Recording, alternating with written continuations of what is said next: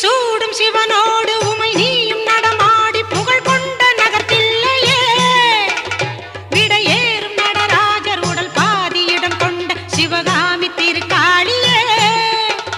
பிறை சூடும் சிவனோடு உமை நீயும் நடமாடி புகழ் கொண்ட நகர்த்தில்லையே விடையேறும் நடராஜர் உடல் பாதியிடம் கொண்ட சிவகாமி திருக்காளியே